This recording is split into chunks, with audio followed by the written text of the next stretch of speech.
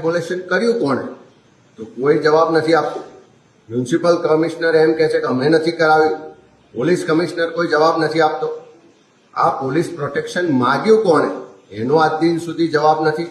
છેલ્લા 10 દિવસથી અમારા શહેર કોંગ્રેસ સમિતિના પ્રમુખ વિપુલ ઉદનાવાલા અને વિપક્ષના નેતા હર્ષદ જરીવાલાની આગેવાનીમાં અનેક આગેવાનો, કાર્યકરો અને વિસ્તારના રહીશો રોજ આંદોલન કરે છે, રોજ રજૂઆત કરે છે, રોજ પોલીસ ફરિયાદ નોંધવા માટે અરજીઓ આપે છે, પણ આજે 10 દિવસ થયા છતાં કોઈ પણ કાર્યવાહી નથી થઈ.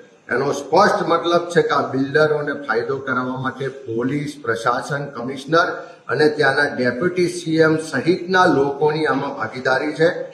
અમે સરકારને કહેવા માંગીએ છીએ કે તાત્કાલિક આવતા 3 દિવસમાં જે લોકોએ ખોટું ડિમોલેશન કર્યું છે, ભૂતિયા ડિમોલેશન કર્યું છે, એની સામે પોલીસ ફરિયાદ કરો, લેન્ડ ગ્રેબિંગનો ગુનો દાખલ કરો. જે પોલીસ અધિકારીઓએ ખોટી રીતે પોલીસ પ્રોટેક્શન આપ્યું છે, જે કમિશનરના લોકો ઇન્વોલ્વ હોય એ બધા જ પર એફઆઈઆર કરો. એમ કરવામાં નહીં આવે તો આવતા 3 દિવસ પછી પ્રદેશ કોંગ્રેસનું પ્રતિનિધિ મંડળ સુરત જશે.